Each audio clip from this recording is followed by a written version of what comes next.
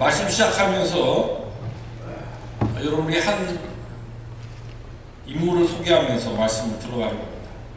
조앤 롤링이라고 하는 분인데 잘 아시는 분인가요? 예. 누구신가? 그런 분, 누구신가? 예. 끄덕끄덕하는, 아주 크게 끄덕끄덕하는 분들이 있는데, 예. 여러분 그 옆집에 사는 조앤 그분 말고 조앤 롤링 이분이 누군가 하면은 여러분 그 다음 이거 보시면 알 거예요. 해리포터 영화 보신 분 한번 손 들어보세요. 이 영화 보신 분 좀 되네요. 우리 교인들은 항상 경건과 거룩의 삶을 열심히 하다 보니까 영화 잘 안 보시죠. 근데 해리포터라고 하는 영화는 보셨습니다. 소설 읽으신 분 사실 이게 소설이죠. 해리포터라고 하는 이 소설이 1997년부터 2007년 동안 거의 약 한 11년에 걸쳐서 10년, 11년에 걸쳐서 쓰여진 소설입니다. 판타지 소설인데 제7권으로 이루어졌습니다. 그리고 이 7권이 또 매 권마다 영화로 이렇게 만들어지면서 영화가 대히트를 공전의 히트를 그렇게 쳤고 또 소설도 많이 이렇게 읽혀졌는데 어느 정도로 이 소설이 읽혀졌느냐 67개 언어로 번역돼서 약 4억 5천만 부 이상이 판매됐습니다. 이 시리즈 책. 그리고 그러면 이게 어느 정도 팔린 것이냐 뭐 우리가 워낙 숫자를 크게 많이 듣다 보니까 별로 감동이 없는데 역사상 가장 많이 팔린 베스트셀러의 책 시리즈입니다. 베스트 단권책이 아니고 시리즈 책으로 볼 때 가장 역사상 많이 팔린 그와 같은 책 시리즈고 그리고 전 세계에서 이것을 영화해서 만든 그 해리포터라고 하는 그 영화가 가장 수익률을 많이 낸 뭐 스타워즈나 많은 뭐 슈퍼맨 한국 사람들에게 익히 있는 그런 시리즈 영화들이 있지 않습니까? 그런데 그런 것과는 비교도 되지 않는 가장 큰 수익을 낸 영화 시리즈입니다. 그리고 또 이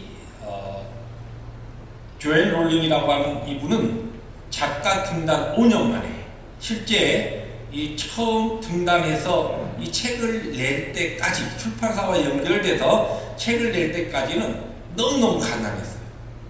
나중에는 이 원고를 쓸 그와 같은 형편이 되지 않아서 아주 힘든 그와 같은 굉장히 가난한 작가였다가 5년 만에 무일푼에서 갑부가 된 그와 같은 작가입니다. 그래서 영국의 대표적인 작가로 지금도 그렇게 알려져 있고 여러분에게 보여드릴 사진은 조금 젊었을 때 사진이고 나이가 좀 들었을 때 백악관에 와서 그렇게 또 대통령 초청으로 미국 대통령 초청으로 와서 방문한 적도 있고 세계적인 것 같은 지금 유명한 인물이 된 사람입니다. 그런데 이 왜 조앤 롤링이라고 하는 이 사람을 여러분에게 소개하냐면 이 조앤 롤링이 어렸을 때입니다. 어렸을 때에 사람들로부터 왕따를 당했어요. 왜냐하면 입만 벌리면 거짓말을 하는 거예요. 거짓말을 그냥 하는 게 아니라 사람만 만나면 얘기를 할 때 전부 거짓말이에요. 왜 이 사람이 이렇게 거짓말을 했느냐? 이 조앤 롤링이 어렸을 때 막 뭔가 상상을 많이 해요. 상상을 하다 보면 상상을 막 자기가 상상해도 너무나 신나는 거예요.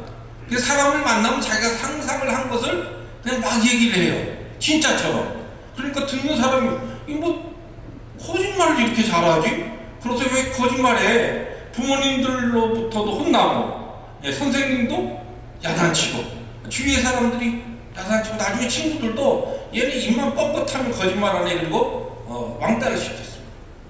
한 번은 이제 학교 갔다가 신나게 와서 집에 할머니 딱 보니까 할머니 내가 오늘 학교에서 이렇게 오는 길에 엄청나게 키 큰 사람을 만났다고. 할머니가 키 큰 사람 얼마나 키가 큰데 키가 얼마나 큰 전봇대보다 더 커가지고요. 이 사람이 그냥 전봇대 위에 있는 새를 잡아서 주머니에 막 넣고 있었는데 그리고 할머니가 얼굴이 이그러지니까 이거 또 거짓말했어요. 엄마 거짓말 하지 말라 했는데 그러면 이 거짓말이 그냥 입에 달린. 그런데 이 조앤 롤링의 그 정기를 보면 자기 그 동생은 우리 언니 얘기를 들어줘요. 재밌으니까. 이제 사람들은 다 거짓말쟁이로 왕따시키니까 동생을 앉혀놓고 얘기를 합니다. 야단 안 치고 그러니까 거짓말쟁이라고 억지사 안 하니까 앉아서 얘기해요. 그래도 이 성이 안 차는 거예요. 그래서 점점 더 성장하고 학교를 다니면서 이 사람은 저 사람에게 거짓말을 더 열심히 합니다. 이제는 완전히 조엘 롤링 하면 라이어, 얘는 거짓말쟁이다. 딱 그냥 이마에 딱 별명이 써 붙여졌습니다. 하루는 다른 때처럼 할머니 하면서 또 자기의 그 생각했던 상상했던 것을 막 이야기를 끄집어내는데 할머니가 이야기합니다. 조엘, 너 지금 그 상상하고 하는 그거 너무너무 재밌지, 신나지? 맞아요.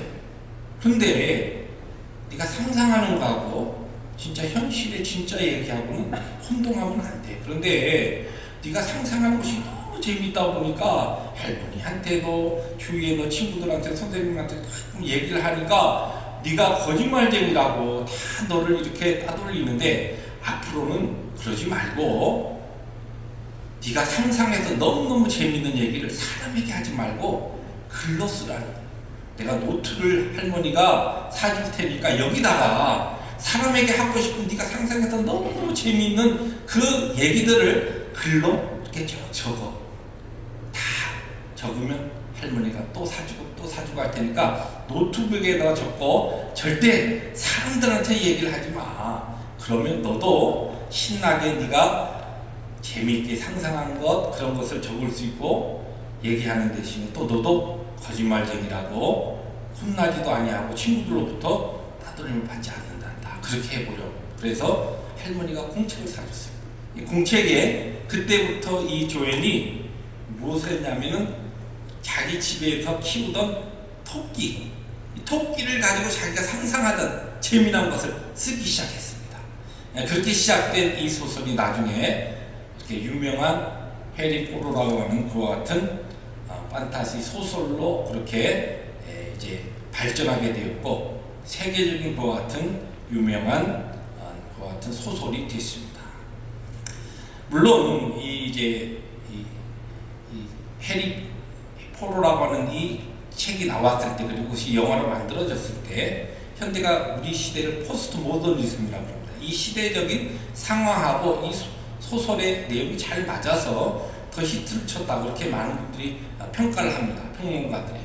그럼에도 불구하고 중요한 것은 이 한 조엘 롤링이라고 하는 어린아이가 그 자기가 상상하면서 너무너무 좋아하던 그것을 사람들에게 이야기해서 항상 거짓말쟁이라고 야단맞고 따돌림 당하던 그 아이의 그 가능성, 그 놀라운 상상력, 그 또 소설을 그렇게 만들어가는 것과 같은 창의력을 꺾지 아니하고 할머니의 지혜로운 격려가, 할머니의 지혜로운 그 충고가 이 어린 아이를 어떻게 보면 어두운 그늘에서 어린 시절을 다른 사람들에게 업신여김 당하고 또 왕따 당하고 그래서 어둡게 지낼 수 있는 그 시절을 오히려 잘 극복하고 아주 유명한 창의력 있는 소설가로 성장할 수 있게 된 그 동기가 할머니의 지혜로운 격려였다는 것입니다. 오늘은 격려에 대해서 여러분들과 함께 말씀을 나누려고 합니다. 국어사전에 보면 격려란 이렇게 정의 내려져 있어요. 뜻이 마음이나 기운을 북돋우어 힘쓰도록 하는 것이 격려다. 어떤 사람의 마음이 쭉 이렇게 깔아앉아 있을 때 또 기운이 없을 때 우리가 그 기운이 빠지고 마음이 처져 있는 사람을 힘을 낼 수 있도록 하는 것이 격려라는 것이에요. 오늘 우리가 살고 있는 이 시대에 특별히 이민의 삶, 참으로 어떻게 보면 광야 같은 이 삶에 지친 우리들에게 우리 서로에게 필요한 것이 무엇입니까? 우리의 처진 마음 또한 우리의 또 기운 빠진 우리의 처진 어깨를 이렇게 좀 힘을 줄 수 있는 그런 격려가 우리에게는 필요합니다. 실제 사람에게는 그 누구에게나 격려가 필요합니다. 그래서 칭찬은 고래도 춤추게 한다는 말처럼 우리의 격려의 한마디, 또 격려의 그 우리의 삶이 우리의 이웃들에게 엄청난 그와 같은 뜨거운 반응을 일으키는, 또 힘과 능력을 부어주는 것과 같은 중요한 우리의 삶에 하나님께서 우리에게 주신 삶의 지혜라는 것입니다. 오늘 우리가 읽은 본문 디모데후서 1장 우리 16절부터 17절의 말씀은 사도 바울이 그의 마지막 생애를 정리하는 그런 이제 어떻게 보면은 노사도로서 로마의 감옥에서 마지막 사도 바울이 쓴 서신 중에 맨 마지막에 쓴 서신인데, 그가 그의 파란만장했던 삶을 되돌아보면서 특별히 기억됐던 한 인물을 소개합니다. 그 인물의 이름이 뭡니까? 오네시보로라고 하는 사람입니다. 이 오네시보로라고 하는 이 인물은 성경에 오늘 본문에 딱 등장하고, 그리고 뒤에 넘어가서 인사말, 디모데후서 마지막 장 인사말에 잠깐 이름만 등장하고 성경에 더 이상 등장하지 않는 인물입니다. 그런데 오늘 이 오네시보로라고 하는 이 인물을 통하여 성경이 우리에게 가르쳐주는 신앙인들의, 믿음의 사람들, 신앙의 공동체 안에서의 하나님께서 우리에게 가르쳐주는 격려의 그 방법, 또 격려의 성격, 그리고 어떻게 격려하며 살 것인가, 믿는 자들로서 우리가 서로 공동체에서 어떻게 서로 격려하고 하나님의 거룩한 뜻을 이루어갈 수 있는가라고 하는 귀한 하나님의 교훈들을 우리가 찾아볼 수가 있습니다. 먼저 오늘 본문을 통하여 우리가 배울 수 있는 첫 번째 교훈은, 격려는 공감에서 시작된다는 것입니다. 공감이다. 같이 어떻게 해요? 감각한다. 같이 느끼는, 그와 같은 같이 생각하고 같이 이해하는 데서 격려가 시작된다는 것을 오늘 성경을 통해서 우리가 배울 수가 있습니다. 오늘 말씀 가운데 16절에 보니까 이런 말씀이 나옵니다. 내가 사슬에 매인 것을 부끄러워하지 아니하고, 이 지금 오네시보로에 대해서 이야기하면서 사도 바울이 내가 지금 죄수가 되어서 감옥에 죄수 신분으로 있기 때문에 사도 바울도 이제 두 번째 투옥된 거죠. 그리고 1차 감옥 때보다도 로마 감옥에서보다 훨씬 환경도 좋지 아니하고 나이도 많이 든 노사도로서 굉장히 지금 이 사도 바울은 굉장히 어떻게 보면 하나님 주신 위로가 있었지만 그럼에도 불구하고 많이 디프레스돼 있었어요. 이 서신서를 읽어보면 성령께서 그런 날마다 감동하시고 은혜를 주셔서 힘있게 끝까지 하나님 앞에 사역은 하지만 그와 같은 환경에 의해서 오는 인간적인 그와 같은 고통과 외로움과 고독은 사도 바울에게도 동일하게 있었습니다. 근데 사람들이, 주위의 사람들이 이 죄수가 되어서 사슬에 매여 있는 사도 바울을 보고서 대부분 부끄러워했습니다. 같이 옆에 가면 나도 저 신분이 될까봐, 또 하나님을 잘 믿고 하나님의 그 부르심 앞에 충성하던 저 사람이 어떻게 전능하신 하나님께서 저 감옥에 그냥 내버려 주셨을까? 그런 뭐 여러 가지 생각들이 많은 그 상황 가운데 사람들이 하나도 떠났습니다. 그런데 이 오네시보로는 그 사도 바울의 형편과 상황과 그의 그 깊은 마음, 어떻게 보면 굉장히 고독스럽고 힘든 그 마음조차도 이해하고, 그리고서 공감하면서 부끄러워하지 않고 오히려 그를 찾아왔다고 성경은 우리에게 이야기합니다. 여기서 공감이라고 하는 것은 동정이 아니라 같이 느낀다는 것이에요. 영어로 보면 sympathy가 있고 empathy가 있습니다. 동정한다라고 하는 뜻이 아니에요. 이것은 어떤 사람의 생각이나 느낌이나 감정이나 상황을 내 안목으로, 내 관점으로 보는 것이 아니라 그 사람 편에 들어가서 그 사람 편에서 함께 이해해주고 함께 같이 생각해주는 그 능력을 공감의 능력이라고 이렇게 이야기합니다.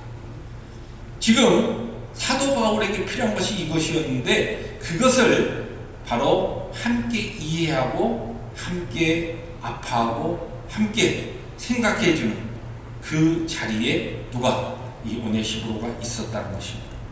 오늘 그런데 말씀을 보면서 우리가 좀 굉장히 좀 주목해야 될 한 이 관계가 있습니다. 여러분, 이제 사도 바울은 우리가 잘 알듯이 정말 위대한 이방의 사도였어요.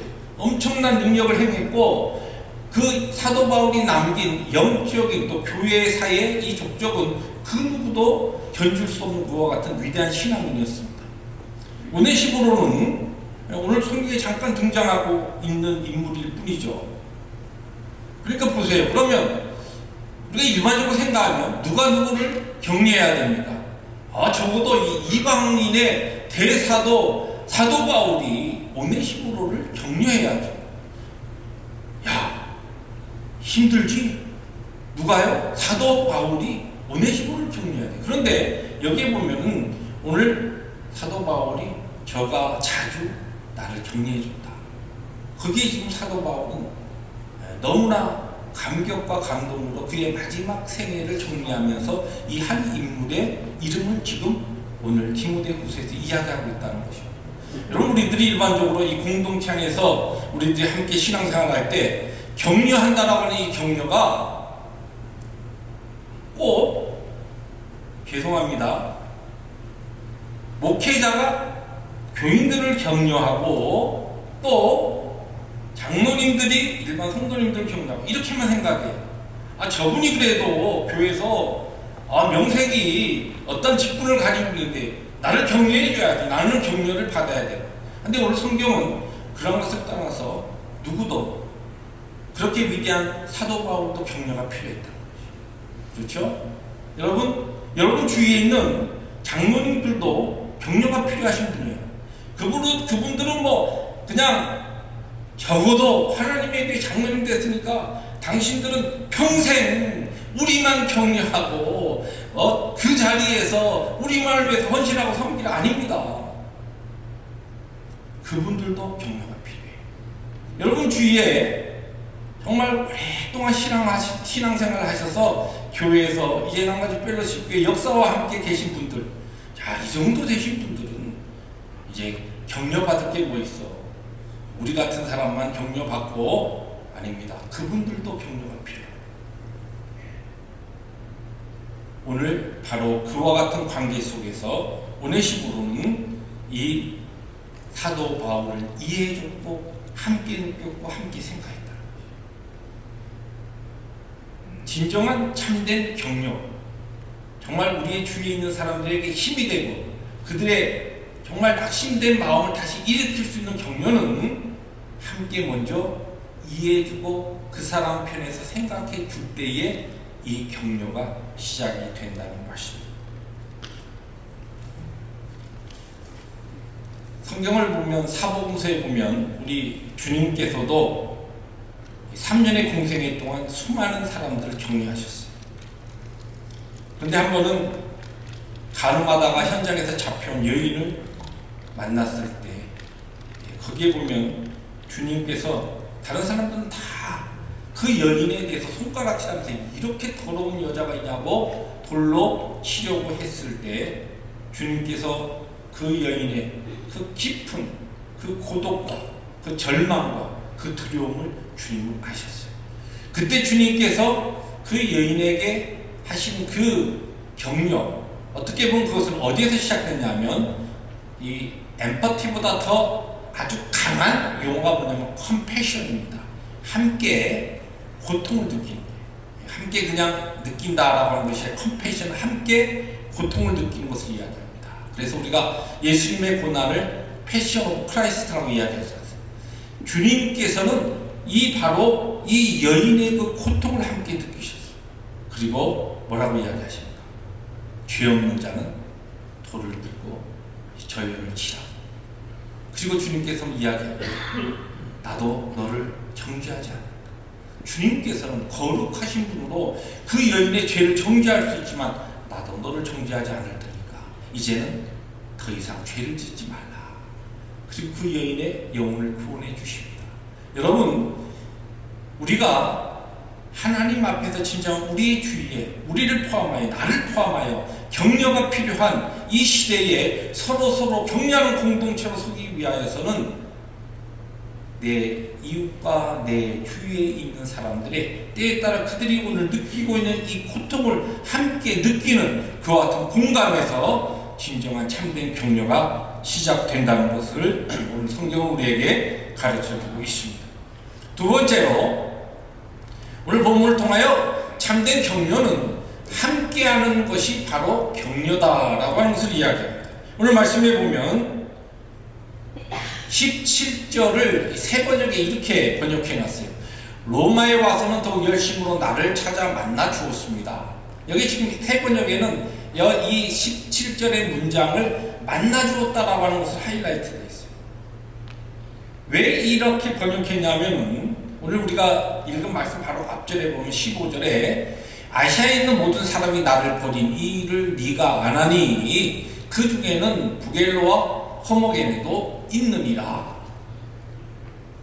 사도 바울이 두 번째 로마에 투옥되니까 그와 함께 동역하고 함께 돕고하던 사람들이 하나둘 떠나기 시작해서 여기 보니까 모든 사람이 나를 그전에는 사도 바울을 위해서 기도도 해주고 뭔가 이렇게 연락하고 하던 사람들조차도 이제는 또 투옥돼서 또 감옥에 들어갔어. 어찌된 일이야? 뭐 문제가 있는 거 아니야? 그래서 떠나버렸어요. 너무너무 이제 이 사도 바울은 외롭습니다. 나이도 들었죠. 아마 건강도 예전같이 않았을 겁니다.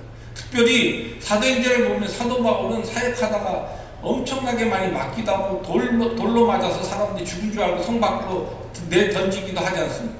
그런 고통스러운 사역의 현장을 그가 지내왔기 때문에 아마 나이가 이렇게 들었을 때 이 사도 바울은 몸도 마음도 너무너무 많이 힘들고 어려웠을 겁니다. 사람들이 떠났습니다. 그때에 그 고독하고 외로운 그 사도 바울에게 필요한 것은 다른 게 아닙니다. 함께 있어주는 거죠. 이 오늘 본문에서 우리에게 이야기하고 있는 바로 이 중요한 인물은 누굽니까? 오네시모로는 바로 사도 바울의 옆에 와서 그를 만나 주었습니다. 오늘 성경은 이 로마 감옥에 와서 사도 바울에게 무엇을 해주었다, 어떠한 것을 공급해줬고 어떠한 구체적인 것으로 사도 바울의 필요를 채워줬다, 그런 얘기 쓰지 않습니다. 그냥 열심으로 나를 찾아와서 나를 만나줬다. 나를 그냥 얼굴 대면하고 나와 함께 있어줬다는 것이, 그것이 사도 바울에게 큰 격려가 되어 있습니다. 여러분, 우리가 어떤 사람을 격려해준다고 할 때 물론 그 사람에게 필요한 것을 우리들이 제공하고 하면서 격려해주고 힘을 북돋아주고 그렇게 해야 될 때가 있습니다. 근데 진정한 참 우리의 주위에 격려가 필요한 사람에게 가장 중요한 그리고 가장 효과적인 격려의 방법을 오늘 성경 우리에게 이야기합니다.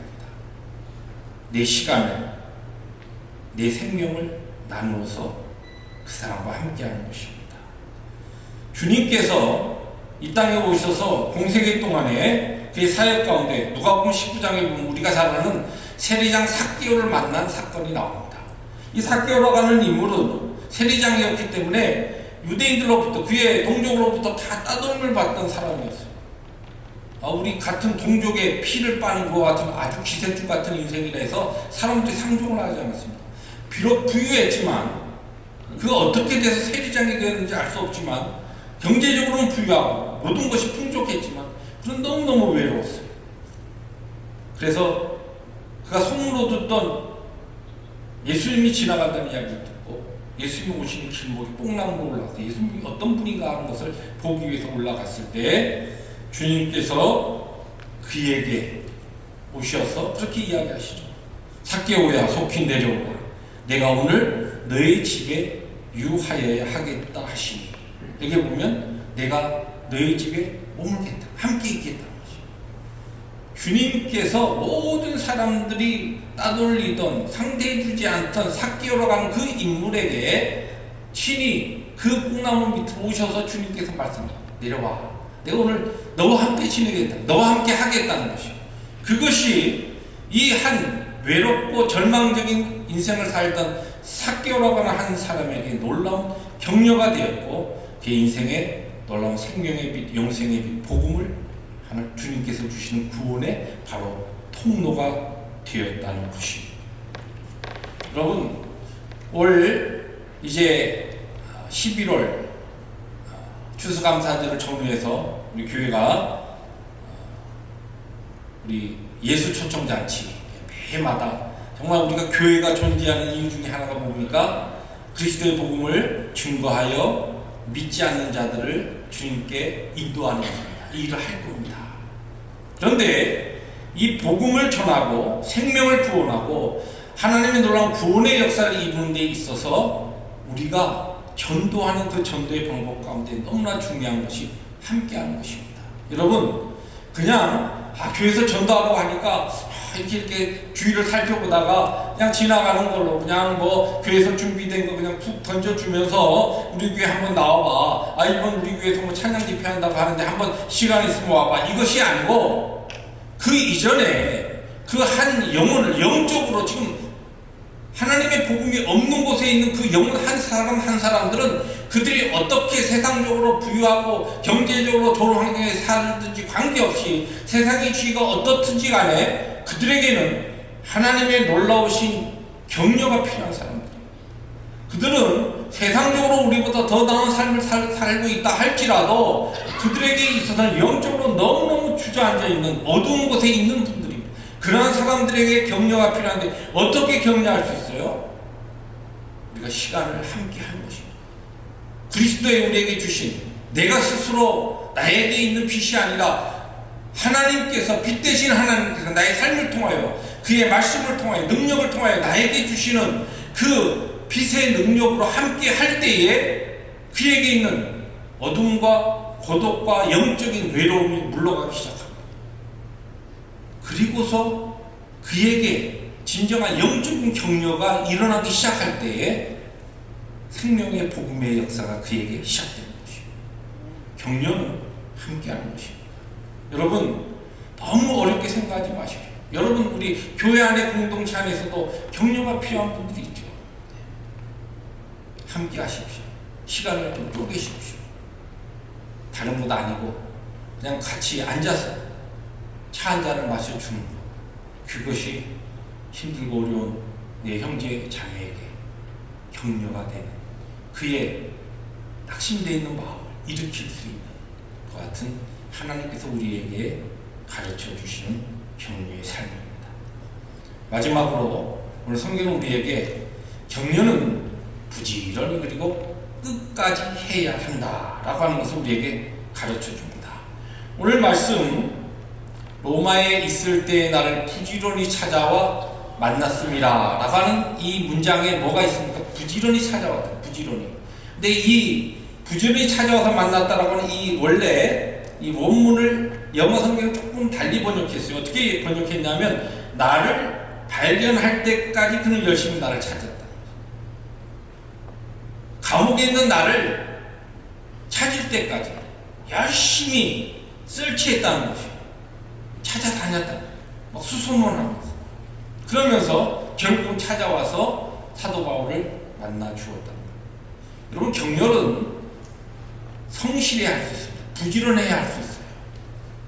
우리 주위에 하나님께서 기도하는 가운데 말씀을 보는 가운데 내 목장의 아무개가 꼭 정말 나의 격려가 필요하겠다. 많이 힘든 아무개 성도님에게 내 돌봄과 내 격려와 내 응원이 필요하겠다. 하나님께서 깨달음을 주십니다. 근데 많은 경우에 우리 어떻게 합니까? 맞아. 이번 주는 좀 바쁘니까 다음 주에 해야 되겠다. 아주 미뤘어요. 그 다음 주에 이제 교회 와서 보니까 맞아. 저 형제님 내가 이래 하나님께서 이런 마음을 주셔서 했어야 되는데 지난주 지나갔네. 이번 주 해야 되겠다. 근데 뭐 교회 와서 또 뭐 이것저것 하고 봉사하고 또 뭐 밥당번하고 또 뭐 이렇게 섬기고 하다 보니까 또 그냥 또 지나갔어요. 집에 왔어요. 또 한 주간이 지나갔어요. 또 한 달이 갔습니다. 한 달이 지나갔습니다. 그리고 또 그렇게 지나가다 어떻게 1년이 갑니다. 여러분, 성실하고 부지런해야 참된 격려를 할 수 있습니다.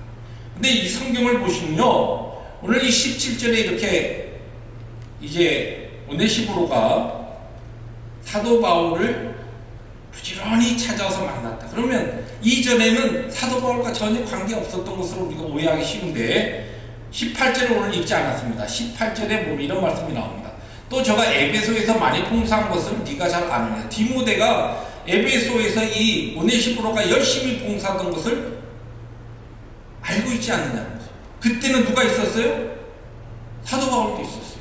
사도 바울이 에베소 교회를 세우고 떠날 때가 제2차 전도 여행이니까 약 AD 51년경으로 51년, AD 51년부터 지금 이 디모데 후서가 쓰여졌던 때를 대충 AD 한 67년으로 보면 적어도 15년 이상 이미 사도 바울을 알고 있었어요.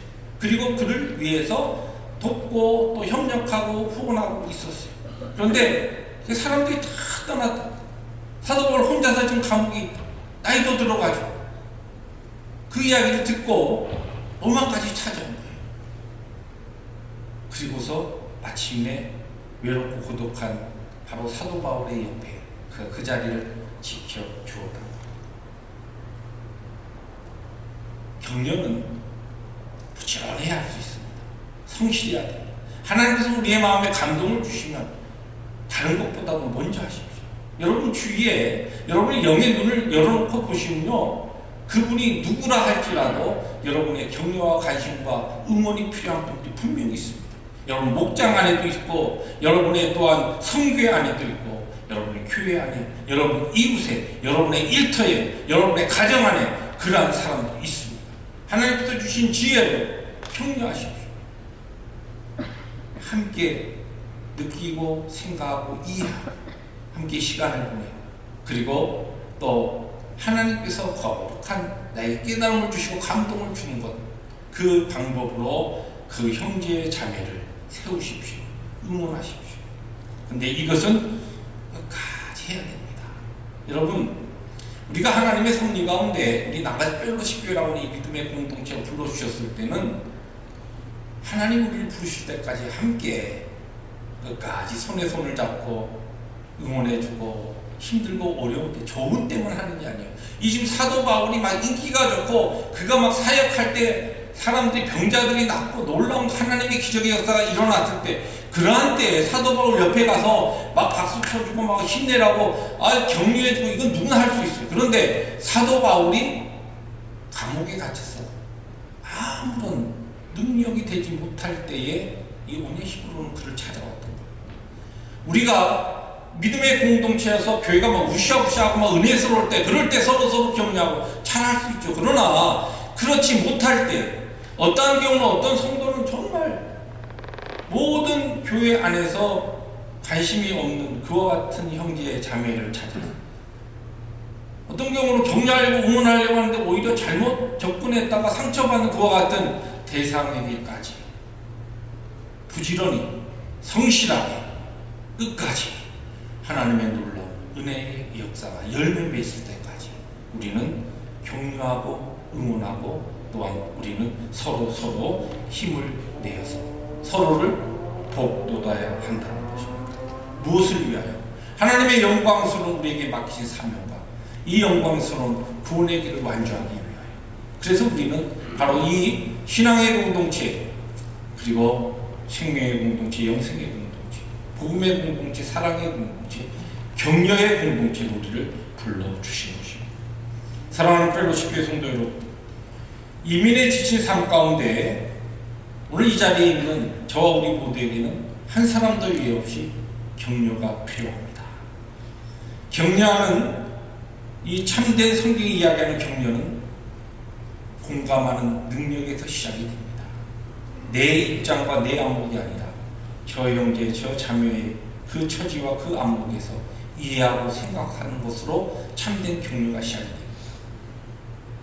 그리고 조용히 함께 시간을 내어서 함께 시간을 가져주는 격려가 점점 발전하여서 성실하고 부지런한 우리의 삶과 우리의 하나님 나에게 주신 은사를 나누면서 형제의 자매를 세우는, 교회를 세우는 이와 같은 격려를 통하여 우리 남가지 펠로십 교회가 마지막 이 시대에 어둠을 향하여 진정한 그리스도의 복음의 빛을 비추고 사랑을 증거하는 생명 있는 교회로 세워지리라 믿습니다. 그런 은혜가 말씀을 증거한 저와 우리 모든 성도들의 삶에 능력으로 임하시는 또 한 주간이 되시길 주의 이름으로 축복합니다. 기도하십니다. 주님 감사합니다. 격려하기를 좋아하는 우리 낭가지 펠로십 교회 모든 성도들 되게 하여 주시옵소서. 그리하여서 이 마지막 시대에